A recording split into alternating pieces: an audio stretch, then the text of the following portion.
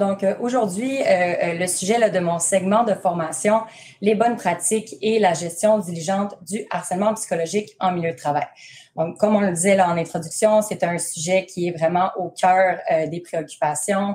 On est nous-mêmes consultés très régulièrement sur des questions de cette nature-là. Donc, on a cru bon là, de saisir là, le forum d'aujourd'hui pour vous parler un petit peu là, des bonnes pratiques et des réflexes à adopter. Donc, évidemment, c'est un sujet qui pourrait faire l'objet de plusieurs heures de formation. Donc, chaque thème qui va être abordé pourrait être discuté longuement. Donc, comme je le mentionne, là, le but aujourd'hui, c'est de vous pister vers des réflexes et des bonnes pratiques pour vous aider là, à naviguer à travers vos obligations légales.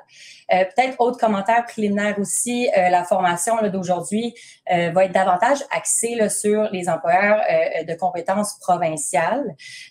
Comme vous le savez là, probablement, si vous êtes de compétences fédérales, il y a le Code canadien du travail et le règlement là, sur la prévention du harcèlement et de la violence sur le lieu de travail en vigueur, qui prévoit là, les deux définitions et des mécanismes de traitement des plaintes, hein, donc des étapes très précises là, à suivre en cas de plainte d'harcèlement. Donc, la loi là, en vigueur là, pour les employeurs de compétences provinciales étant beaucoup moins précise, étant beaucoup moins exhaustive, c'est l'intérêt là, de la formation d'aujourd'hui. Donc, sans plus attendre, le plan de match pour aujourd'hui. Donc, premièrement, on va aborder les obligations de l'employeur en matière de prévention et de gestion du harcèlement, pardon. Et en deuxième volet, je vais vous présenter certaines illustrations jurisprudentielles récentes qui démontrent vraiment l'importance pour l'employeur de respecter ses obligations et de les prendre au sérieux finalement.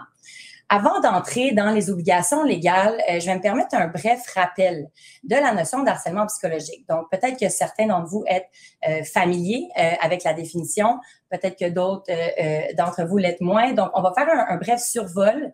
Ça fait partie des thèmes là, qui pourraient faire l'objet de beaucoup d'heures de discussion. Là. Donc, à savoir, en vigueur au Québec, hein, la loi sur les normes du travail qui prévoit là, à son article 81.18 la définition de harcèlement psychologique. Okay? Donc, le harcèlement psychologique, c'est un terme qu'on va entendre beaucoup revenir dans les milieux de travail, surtout là, dans les dernières années. Donc, on a des tensions, on a des frictions avec les gestionnaires, avec les employés, on a des problèmes en milieu de travail. C'est un terme qui va être invoqué, qu'on va entendre beaucoup revenir. Mais il faut savoir, bien évidemment, que ce n'est pas une notion qui est improvisée. Là, c'est une notion qui répond à certains éléments de définition, à certains critères qui sont, comme je le mentionnais, au Québec, dans la loi sur les normes du travail. En fait, la plupart d'entre vous, j'imagine, avez là, une politique en matière d'harcèlement en vigueur chez vous. C'est une obligation depuis 2019. Hein, donc, techniquement, vos politiques à l'interne prévoient une définition d'harcèlement également. Certains employeurs ont décidé de se coller à la définition de la loi sur les normes du travail et d'autres employeurs ont plutôt décidé de, je vous dirais, moduler, ajuster ou modifier un petit peu la définition d'harcèlement selon les besoins, selon la réalité de l'organisation. Donc, il faut se rappeler qu'en milieu de travail, on va regarder, oui, la loi sur les normes du travail, mais on va regarder aussi votre politique en cas de besoin. Donc, les prochains critères que je vais vous présenter, ils sont, je le dis d'emblée, cumulatifs. Okay? Donc, il faut être en présence de tous les critères dont je vais vous parler pour qu'on puisse vraiment conclure à du harcèlement là, au sens de la loi. Peut-être un message important que j'aime répéter aussi là, dans le cadre de formation, ce n'est pas parce que ce n'est pas du harcèlement au sens de la loi ou de la politique qu'il n'y a pas par ailleurs une autre problématique qui devrait ou qui pourrait faire l'objet d'une intervention de la part de l'employeur. Je pense par exemple à une situation conflictuelle, à une situation d'incivilité, à un gestionnaire qui a peut-être des lacunes au niveau de l'exercice du droit de gestion, à des situations d'insubordination aussi. Hein. Donc, ce sont toutes des limites un petit peu de la notion d'harcèlement qui ne vont pas nécessairement systématiquement constituer du harcèlement, mais qui pourraient par ailleurs faire l'objet de certaines interventions à l'interne. Donc, sans plus tarder, nos critères, je le répète, ils sont cumulatifs. OK? Donc, en premier, là, on doit être en présence d'une conduite vexatoire. Donc, c'est quoi une conduite vexatoire? C'est une conduite qui va blesser quelqu'un, humilier quelqu'un. Donc, on va blesser dans l'amour-propre, on va tourmenter. Okay? Donc, c'est une conduite qui est préjudiciable. De quoi est-ce qu'elle est constituée, notre conduite vexatoire? On va aller chercher des actes, des propos, des comportements ou des gestes qu'on appelle hostiles ou non désirés. Et je mets l'accent sur le « ou » parce que des fois, c'est un et l'autre, mais des fois, ça peut être un ou l'autre. Okay? Donc, l'hostilité, on peut voir ici une certaine malveillance, une certaine méchanceté. Parfois, on voit de l'intention aussi de nuire à quelqu'un au niveau de ce critère-là. Mais on a aussi ce qui est non désiré. Donc, ce qui est non désiré, je vous dirais que c'est ce qui est indésirable là, au sens commun du terme en milieu de travail. Donc, moi, au sein de mon milieu de travail, je pourrais m'attendre à ne pas faire l'objet d'une telle conduite. Et donc, on va vraiment aller chercher des manifestations de conduite hostile ou non désirée. Notre autre critère, la répétition. Et ça, je vous dirais que c'est excessivement important. C'est l'essence du harcèlement et c'est là où vont souvent achoper certaines plaintes là, qui vont être déposées. Ça nous prend absolument de la répétition.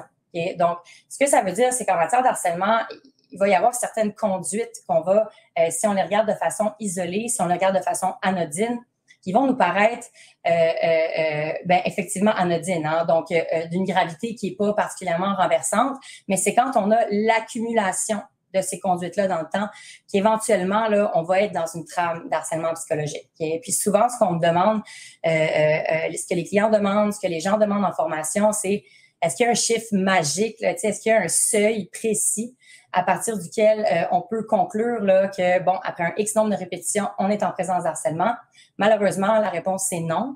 La réponse va varier d'un dossier à l'autre, d'un cas à l'autre, parce que c'est un critère qu'on appelle inversement proportionnel. Donc, ce que ça signifie, c'est que plus les conduites sont graves, moins on a besoin de répétition, et moins les conduites sont graves, plus on a besoin de répétition. Donc, vous voyez comment la répétition, elle peut être influençable d'un dossier à l'autre, dépendamment de la nature des faits qui sont allégués. Donc, répétition à retenir, très important.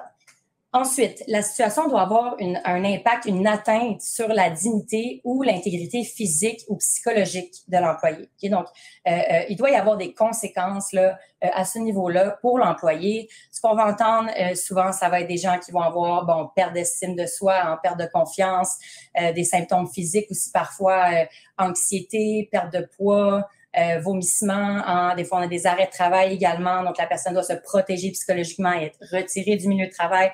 Ce sont des exemples de choses qu'on va entendre là, et qu'on va analyser au niveau de ces critères. Et finalement, le milieu de travail néfaste. Donc la situation, elle doit avoir un impact néfaste, négatif, là, préjudiciable pour l'expérience au travail de l'employé, pour le milieu de travail, pour le climat de travail. Donc souvent ici, on va avoir encore une fois, là, malheureusement, des fois, les cas d'arrêt de travail. Donc, la personne va devoir être carrément retirée là, du milieu à des fins de protection. On a des gens aussi qui, de par la situation d'harcèlement, ne vont plus être en mesure d'avoir la même productivité, le même rendement, la qualité du travail n'est plus là parce qu'on a, par exemple, plus la même capacité de concentration. Okay? Donc, ça, ce sont nos critères. Je le répète, ils sont cumulatifs. Donc, vraiment, il faut être en mesure de les additionner. Et juste brièvement, là, notre critère d'évaluation, on va prendre les faits qui sont portés à notre connaissance, les faits qui sont prouvés. On va se demander si globalement, on va regarder vraiment le tout globalement. Et on va utiliser le critère de la personne raisonnable placée dans les mêmes circonstances. Donc, c'est un peu le cadre juridique avec lequel on va analyser le harcèlement psychologique. Je vous ai mentionné que la répétition était excessivement importante. Il y a, et c'est vrai, mais il y a une exception qui est dans la loi et techniquement dans votre politique aussi, et c'est l'acte unique grave ou la conduite là, unique grave.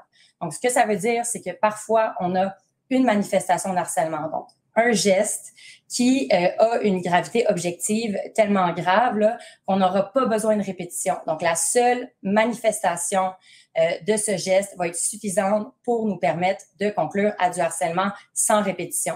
Évidemment, vous devinerez que le seuil est assez rigoureux là, et qu'il doit y avoir ce qu'on appelle un effet nocif là, continu pour l'employé. Hein. Donc, l'atteinte et les conséquences sur l'employé ne peuvent pas être simplement temporaires là, ou fugaces. Okay? Donc, maintenant que la définition est bien établie, je vais aborder les obligations de l'employeur. Vous n'êtes pas sans savoir probablement qu'au Québec, il y a plusieurs lois là, qui prévoient des obligations pour les employeurs en termes d'assurer un milieu de travail sain, d'assurer des conditions de travail qui sont sécuritaires, hein, qui vont assurer la dignité, la sécurité, l'intégrité physique, psychique. Donc, on déborde là, quand même de lois là, à ce niveau-là. On a le Code civil qui prévoit des éléments. On a la Charte des droits et libertés de la personne aussi, et on a la loi sur la santé et la sécurité du travail qui prévoit aussi certaines obligations pour l'employeur. Maintenant, ceci étant dit, aujourd'hui, moi, je vais plus m'intéresser à la loi sur les normes du travail qui prévoit à son article 81.19 des obligations assez concrètes pour l'employeur. Okay? Donc, d'entrée de jeu, on dit que l'employé a droit à un milieu de travail qui est exempt de harcèlement psychologique. Et pour assurer là, le respect de cette obligation-là, on prévoit des obligations en fait en 2 volets pour l'employeur. Le premier volet, c'est l'obligation de prévenir les situations de harcèlement. Le deuxième volet, c'est de faire cesser le harcèlement quand il est porté à la connaissance de l'employeur. Okay? Donc, ce sont nos 2 grands volets qu'on va aborder. J'ai mis aussi là, à l'écran quand même la politique. Hein, depuis 2019, je le mentionnais, on doit avoir une politique en vigueur là, à l'interne. Et cette politique-là, en passant, doit aussi prévoir là, la notion de harcèlement sexuel. Hein. Donc, c'est une autre obligation qui a été ajoutée dans la loi. Notre premier volet, le volet de prévention, il va se manifester puis être important, je vous dirais, en amont du dépôt d'une plainte ou d'un signalement hein, de harcèlement psychologique. Mais ce que j'aime dire, c'est que c'est aussi une obligation en continu. Hein. Donc, l'employeur a le devoir de considérer là, les risques associés au harcèlement psychologique, mettre le harcèlement psychologique sur la table comme sujet de discussion, fournir des rappels. Je vais vous présenter certains conseils pratiques là, en matière de prévention, mais il faut savoir qu'on est en amont ici et de façon continue. L'obligation de faire cesser une situation, ben c'est lorsque l'employeur, comme je le mentionnais, il va y avoir un dépôt de plainte, un signalement ou des indices sérieux qu'il y a une situation potentielle de harcèlement dans le milieu de travail. Donc, ici, c'est une obligation qui est enclenchée après, à partir du moment où l'employeur a connaissance d'une situation potentiellement problématique. Je vous mets à l'écran ici là, un peu les principales là, composantes de ces 2 obligations-là. Donc, ça aussi, c'est un peu dans l'optique de vous donner fournir des conseils pratiques puis d'aiguiser un peu vos réflexes sur qu'est-ce que chaque obligation comprend. Donc, au niveau de la prévention, okay, on a bien évidemment l'adoption d'une politique.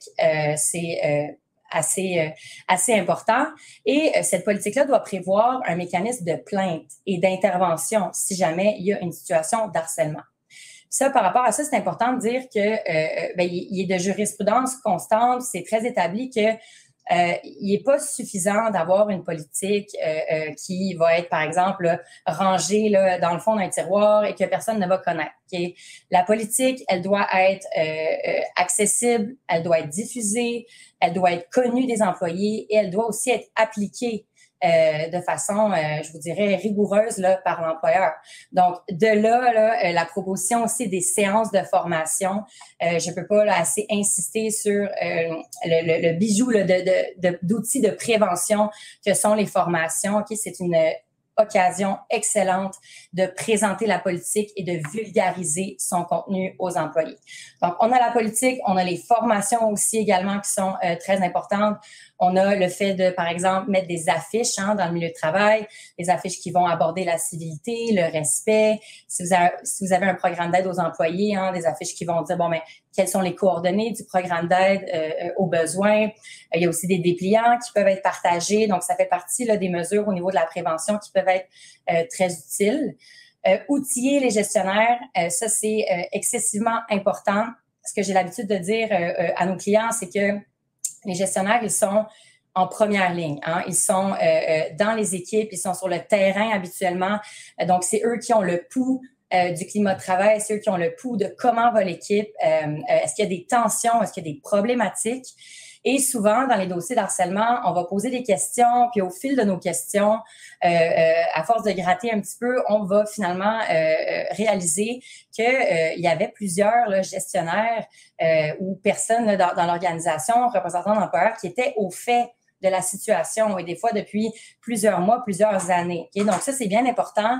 Les gestionnaires, ils sont des alliés là, pour la prévention, pour la gestion du harcèlement. Ils doivent avoir les réflexes, ils doivent être éduqués sur la notion parce que, autrement dit, s'ils n'ont pas les réflexes nécessaires, bien, ça se peut qu'ils ne réagissent pas en temps opportun si jamais il y a à réagir justement en temps opportun.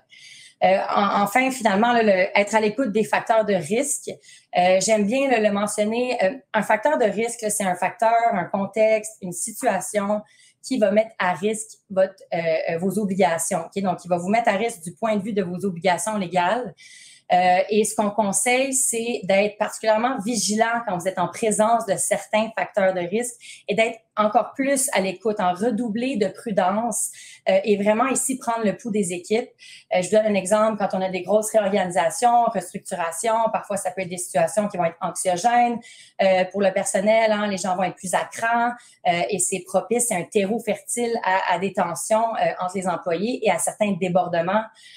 Quand on a aussi là, un climat, je vous dirais, où l'incivilité est répandue ou des fois banalisée, ça aussi, c'est un terreau fertile là, pour les situations d'harcèlement psychologique. C'est un facteur de risque. Donc, ce sont des exemples vraiment de situations où nous, on conseille de redoubler là, de prudence et d'être vraiment à l'écoute pour être capable de cerner directement là, quand il y a un problème ou quand on soupçonne que quelque chose ne fonctionne pas. Quand on parle de faire cesser le harcèlement quand il est porté à la connaissance de l'employeur, c'est les mots-clés, c'est peut-être la leçon numéro 1 à retenir aujourd'hui, c'est la proactivité et c'est la diligence. Donc, quand, encore une fois, on a un signalement, une plainte, des indices sérieux qu'il y a une problématique, l'employeur doit se mettre en action, hein, doit être en réaction et se demander qu'est-ce que je fais avec la situation, quel est le bon processus à mettre en place, qu'est-ce que les faits qu'on m'a dévoilés commande comme intervention. La réponse à cette question-là va dépendre de plusieurs facteurs, elle va dépendre en fait de chaque situation. Premièrement, ça va dépendre de l'étendue du dossier. Ça vise combien d'employés, qui est visé, hein? Est-ce que ce sont des employés qui sont impliqués ou est-ce qu'il y a quelqu'un de la haute direction, un gestionnaire haut placé? On a combien d'allégations?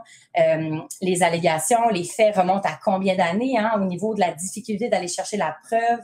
Est-ce qu'on est face à des allégations où justement on a de la preuve, on a des témoins, ou on est dans un dossier où on va avoir des faits qui vont s'être produits à porte fermée, sans témoins, sans corroboration, auquel cas on va y aller avec des critères d'analyse, hein, de crédibilité, c'est peut-être plus complexe, délicat au niveau juridique. Donc ça, ce sont des facteurs qui vont influencer là, qu'est-ce qu'on met en œuvre. Autre chose aussi, très important, votre politique à l'interne et votre convention collective, le cas échéant. Souvent, surtout la politique, elle va prévoir un mécanisme d'intervention hein, précis. Là. Donc, qu'est-ce qu'on fait quand on est saisi d'une situation de harcèlement? Voici les étapes à suivre. Parfois, on va prévoir des délais d'intervention. On va avoir certaines définitions qui vont être importantes. Donc, c'est important de toujours vous rappeler, de vous ramener et de consulter la politique pour être certain d'en faire une application qui est adéquate.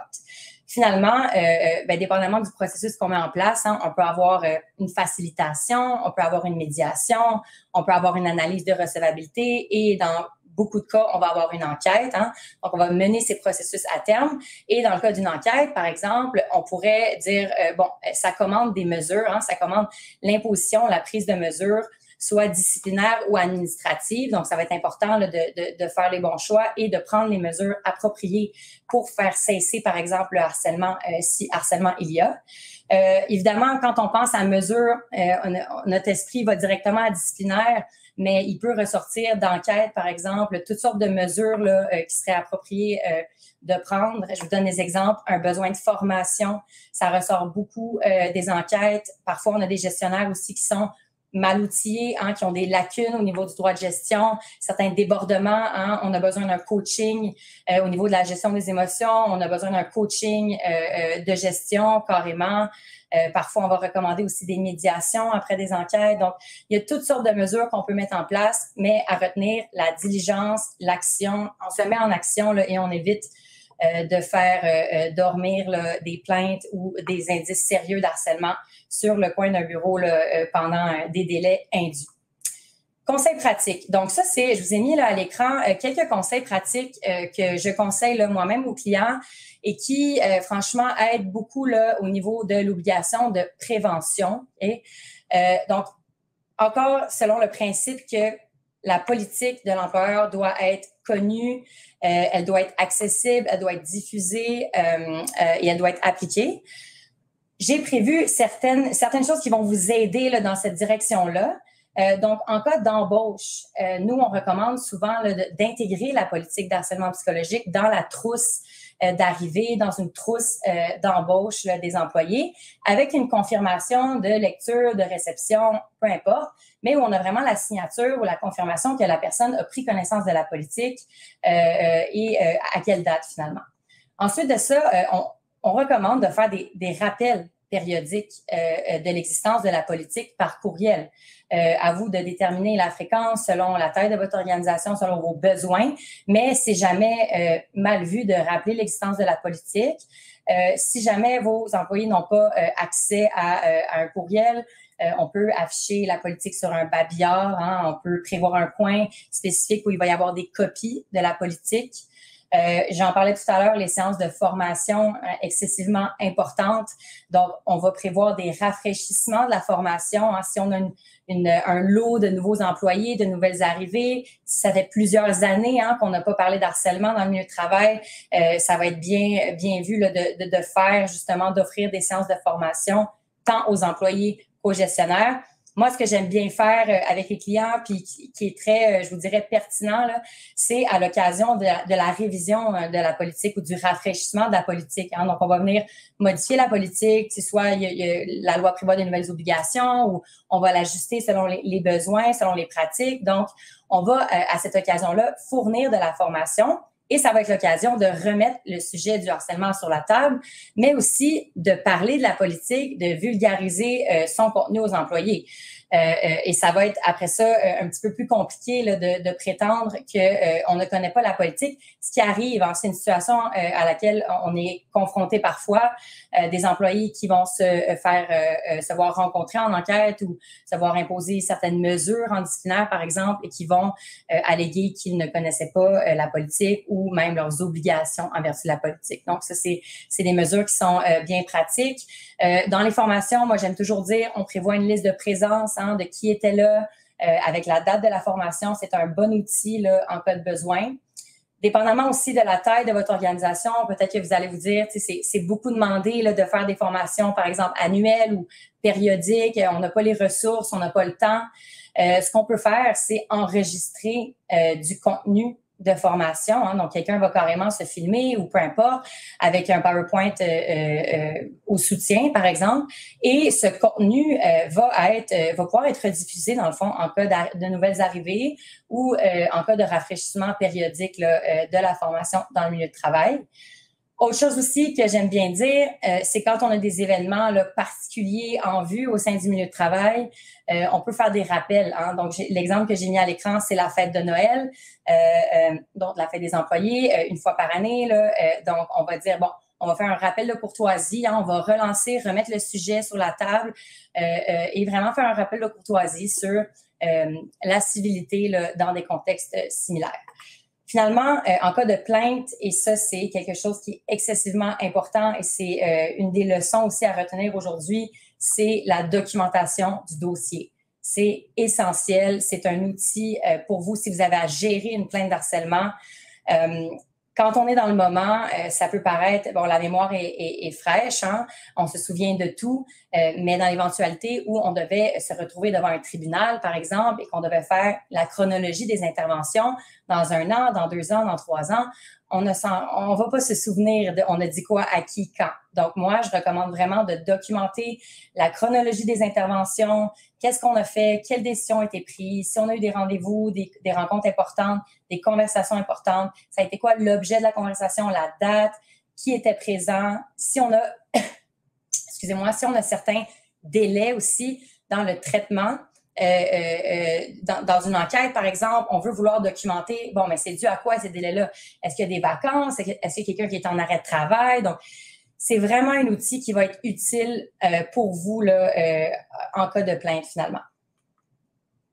Je vous ai mis à l'écran des pièges à éviter. Donc, ça, ce sont, je vous dirais, 2 grands pièges qui reviennent encore, là, malheureusement, dans certains dossiers. Donc, le piège numéro 1, ça serait l'inaction face à une situation conflictuelle. Donc, autrement dit, un employeur qui va, il va y avoir une plainte d'harcèlement qui va être déposée et on va découvrir que finalement, la situation en était au stade du conflit pendant plusieurs mois, plusieurs semaines, plusieurs années. Et l'employeur de dire, je suis pas intervenu, il y avait pas de plainte d'harcèlement psychologique déposée, c'était davantage de l'ordre du conflit. On comprend, sauf que la jurisprudence est claire à l'effet que quand on a même un conflit, l'idéal, c'est vraiment d'essayer de résorber, de résoudre ce conflit-là parce que historiquement, ce que fait le conflit, c'est qu'il va au fil du temps s'envenimer et possiblement dégénérer en situation d'harcèlement psychologique. Autre chose aussi, c'est que si le conflit est laissé aller pendant une certaine période de temps, il y a des nouveaux protagonistes qui vont être impliqués dans le conflit. Le conflit va impliquer de nouveaux joueurs et on va finir avec une situation qui est beaucoup plus colossale qu'elle ne l'était au début. Okay? Donc, piège à éviter et réflexe, la bonne pratique, c'est on est en situation de conflit, on se dote d'outils pour intervenir. Évidemment, est-ce que c'est un cas où on va déployer une enquête, des ressources?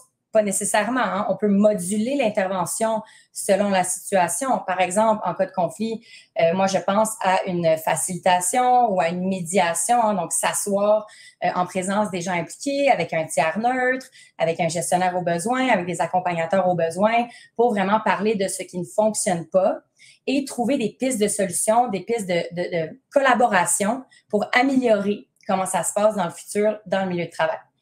Deuxième piège, attendre le dépôt d'une plainte formelle avant d'agir. Ça, on l'a vu énormément. On l'a vu aussi en jurisprudence.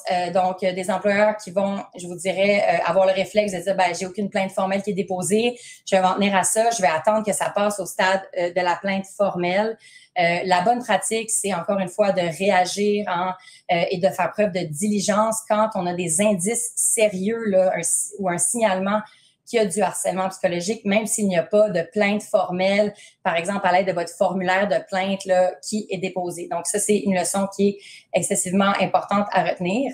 Et je vous ai mis là un petit passage de jurisprudence que j'aimais bien qui répète un petit peu les principes là, qui les résume de ce que je viens de vous dire. Donc l'employeur ne doit pas attendre le dépôt d'une plainte ni se réfugier derrière sa politique avant d'agir. Donc on doit être en prévention, on doit être en action, même en cas, par exemple, de conflits interpersonnels. L'étendue des obligations de l'employeur maintenant. Donc, est-ce que l'employeur est tenu à la perfection, à une obligation de résultat, de garantie? La réponse, c'est non. Okay? Ce que la loi prévoit, c'est une obligation de moyens. Donc, ce que ça veut dire, c'est que l'employeur doit faire preuve de diligence raisonnable. Donc, si on se rend devant un décideur, le tribunal administratif du travail ou un arbitre, par exemple, il faut être capable de démontrer qu'on a fait preuve de diligence raisonnable à la lumière de la situation qui nous implique. Hein. Donc, c'est quoi l'étendue de la situation? C'est quoi la réalité de notre organisation? Quelles ressources est-ce qu'on avait? Hein, on va considérer quand même le contexte dans lequel la plainte a été déposée, mais à retenir, c'est une obligation de moyens. Au niveau de l'étendue, là, également, faut savoir que la loi, elle protège l'employé contre le harcèlement psychologique, peu importe sa source. Donc, ce que ça implique, ça, c'est que l'employé va être protégé et l'employeur va avoir des obligations dans le lieu traditionnel, dans le contexte traditionnel où on effectue les tâches. Donc, dans, par exemple, le lieu physique, le bâtiment physique de l'employeur, dans les lieux habituels de travail, dans les heures habituelles de travail. Mais aussi, les obligations vont s'étendre et les protections vont s'étendre aussi dans des situations où le salarié est appelé à se retrouver dans le cadre de ses fonctions. Je cite par exemple les déplacements d'affaires, les voyages d'affaires, les formations aussi à l'extérieur, le télétravail, le fameux télétravail. Donc, ce qu'on dit, c'est on ne peut pas harceler un collègue de vive voix en présentiel, mais on ne peut pas non plus le harceler derrière un écran à la maison. Donc, le télétravail aussi est visé par ces obligations-là. Et finalement, l'obligation va s'étendre à toute situation qui a un lien suffisant avec le travail. Donc, On va parler des activités sociales de l'employeur aussi, comme je le mentionnais, la fête de Noël.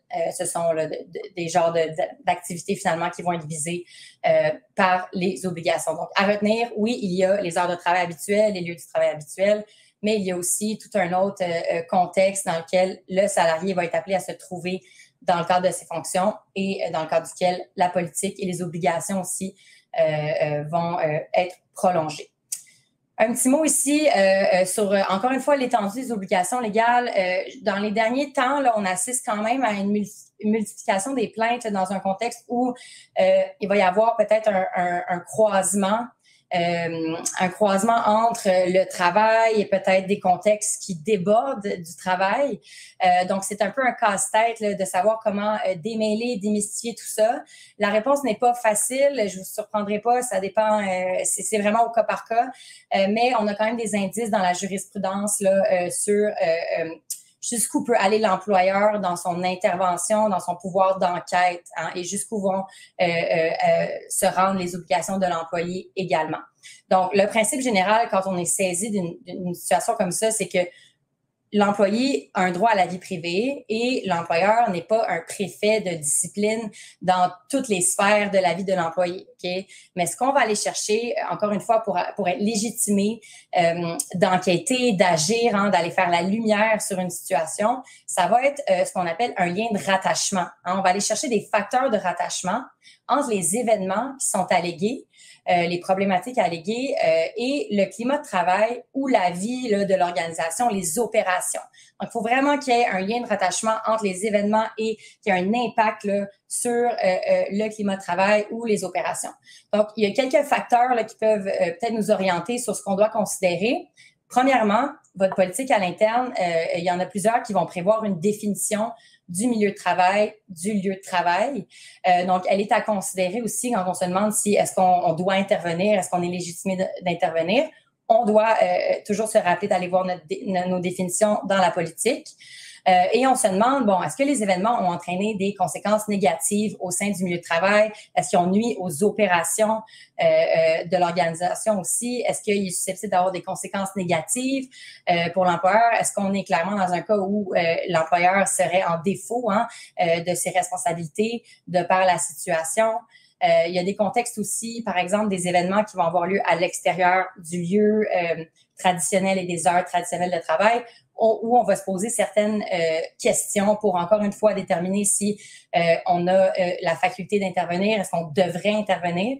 Donc, on va se demander, dans le cas de l'événement précis, par exemple, donc qui était présent, où est-ce que les événements ont eu lieu, qui a organisé l'activité, qui a financé l'activité, est-ce que l'activité a été planifiée sur les heures de travail, est-ce que l'employeur a fourni son aide pour l'organisation de l'activité, par exemple, quand il fournit un transport ou quand il fournit une salle qui va être louée. Hein? Donc, ce sont tous des pistes. Évidemment, il n'y a pas de réponse simple dans ce genre de situation, mais on a quand même des bons indices là, et des facteurs à considérer qui nous ont été développés par la jurisprudence.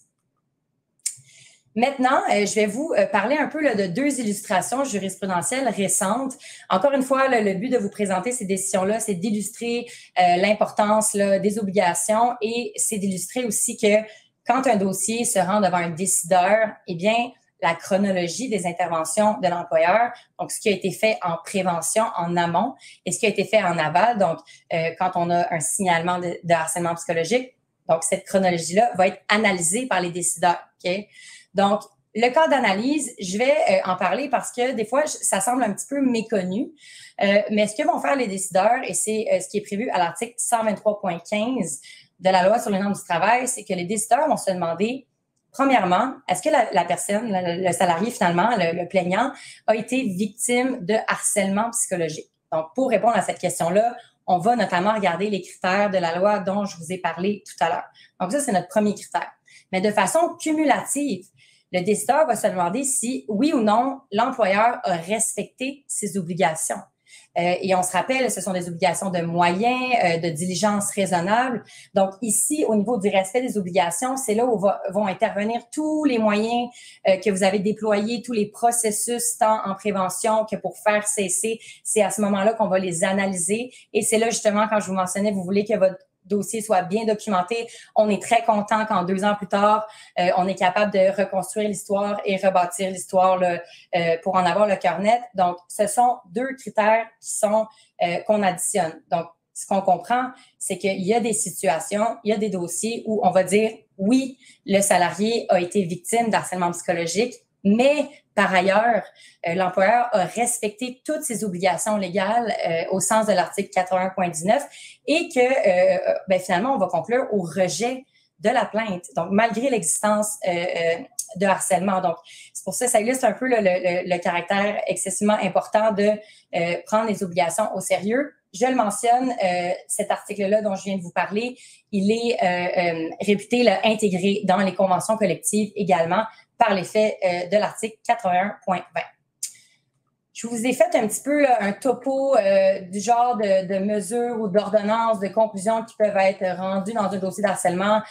Simplement pour vous donner une idée, c'est pas exhaustif, là, mais si jamais une plainte est accueillie, donc on est victime d'harcèlement et l'employeur a fait défaut de respecter ses obligations, eh bien, c'est le genre de choses qui vont être ordonnées. Donc, la réintégration, si appropriée, payer aux salariés une indemnité pour le salaire perdu. On peut ordonner aussi de prendre les moyens raisonnables pour faire cesser l'harcèlement. On a vu des cas où il y a des dossiers qui vont se rendre devant les décideurs et où on n'aura pas de politique d'harcèlement psychologique en place. Donc, c'est le genre de choses-là qui peut figurer dans les ordonnances, le fait d'adopter une politique. Le versement de dommages et intérêts punitifs et moraux. Ça, c'est assez préoccupant. Et le fait de verser aux salariés une indemnité pour perte d'emploi, par exemple, encore une fois, s'il y a eu perte d'emploi. Donc, ce sont toutes le genre d'ordonnances qui peuvent être rendues dans des dossiers où les plaintes vont être accueillies. Première décision, je vous la cite pour l'octroi de dommages. Ce que je trouve particulièrement intéressant dans cette décision-là, je ne vais pas dire intéressant, mais pertinent dans cette décision-là, c'est qu'on a eu un montant de dommages accordé qui a été assez important pour une période de harcèlement psychologique, somme toute, relativement courte, là, dans le grand spectre du harcèlement. Ici, on était environ à 1 mois et demi. Okay? Donc, ce qu'on avait ici, on a une salariée qui a déposé 2 plaintes, une plainte de harcèlement et une plainte de pratique interdite. Donc, elle alléguait être victime d'harcèlement de la part du propriétaire et président de l'entreprise. Donc, c'était par la force des choses la personne la plus haut placée.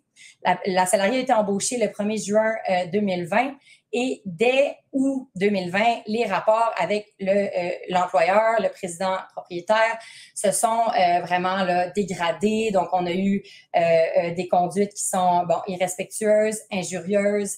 On a eu des propos à connotation assez péjorative. Vous en avez là à l'écran. Le président exigeait qu'elle soit à son service. On lui a fait aussi faire certaines tâches qui étaient nettement inférieures à ses compétences. Il est arrivé aussi un incident en septembre 2020 où, un peu avant septembre 2020, en fait, où l'employé avait une cocarde autour du cou et le président a arraché la cocarde du cou, ce qui a fait une certaine tension dans la nuque de l'employé. Et finalement, tout, ça a culminé vers un incident de violence physique. La salariée a voulu réclamer un bulletin de paie, du salaire dû, et l'employeur de se mettre en colère et de la gifler en criant « Va-t'en, dégage, tu es congédié ». Okay? Donc, c'est la façon dont l'emploi a pris fin ici. Donc, évidemment, le juge a regardé tous les faits et a conclu qu'on était en présence d'harcèlement. Ce qui est intéressant ici, c'est que le juge a dit, même si on avait seulement la conduite, notre dernière conduite de la gifle, donc de la violence physique, on aurait été en présence d'une conduite grave, donc d'un acte unique grave. On avait ici des conséquences assez manifestes, donc crainte, des craintes post-traumatiques, beaucoup d'anxiété. Donc, les impacts sur la personne ont été quand même significatifs. Il n'y avait pas de politique en vigueur. chez l'employeur non plus. Donc, ça a été noté par le juge. Et on a considéré aussi que les gestes avaient été posés par le représentant de l'employeur, qui était le plus haut placé ici. Donc, ça aussi, ça a fait monter, je vous dirais, le montant des dommages qui ont été accordés. Donc, finalement, on a accordé des dommages de 10 000 au niveau des dommages moraux et de 5 000 au niveau des dommages punitifs. Hein. Donc, on est à un total de 15 000 pour des faits qui ont eu lieu sur environ 1 mois et demi. Et ça, c'est sans compter les indemnités de perte de salaire et de perte d'emploi là, qui ont été accordées aussi. Donc, c'est une facture qui est assez salée. Ça illustre l'importance là, finalement de s'acquitter des obligations parce que le montant des dommages, dans certains cas, là, peut être assez élevé. Et ça, je vous dirais que dans les dernières années, on a vraiment vu les dommages accordés augmenter là, dans les 10-15 dernières années, surtout dans les années récemment. Là, je vous dirais que de plus en plus, le montant des dommages va être significatif, là, ce qui va être accordé aux salariés quand on les reconnaît victimes d'harcèlement. Deuxième et dernière décision, au niveau de l'imputation des coûts, je la trouve intéressante parce que, encore une fois, elle illustre le fait qu'un juge va venir analyser ce qui a été fait par un employeur dans une situation d'harcèlement psychologique pour au soutien de sa conclusion et de son analyse finalement. Donc ici, on est vraiment en santé, sécurité. On avait un employeur qui a embauché une travailleuse et la travailleuse a subi du harcèlement sexuel de la part d'un collègue. Et en fait, malheureusement, là, ça a culminé vers une agression sexuelle physique. Là, on a la date ici, le 2 septembre 2017. Donc, la travailleuse s'est vue diagnostiquer un état de stress post-traumatique. Elle a déposé une réclamation pour lésion professionnelle. La réclamation a été acceptée et on a imputé les coûts de la lésion professionnelle à l'employeur. L'employeur a contesté cette décision, a demandé à ce que les coûts soient imputés à tous les employeurs. La commission a rejeté la demande et finalement, c'était la demande qui était là, entendue devant le tribunal administratif du travail. Et ce que disait l'employeur, c'est intéressant, il se fondait sur l'article 326, donc 326 de la LATMP qui prévoit qu'on peut imputer, dans le fond, le coût des prestations aux employeurs d'une ou de plusieurs unités là, quand l'imputation a pour effet là, je vais passer la première exception, mais d'obérer injustement un employeur. Donc, lui, si l'employeur prétendait qu'il était obéré injustement parce que la nature des faits reproché à l'employé était inusité, était extraordinaire, était, selon lui, criminel. Donc, lui, ça ne faisait pas pour lui partie des risques inhérents au milieu de travail, finalement. Donc, c'est la raison pour laquelle il a contesté l'imputation des coûts.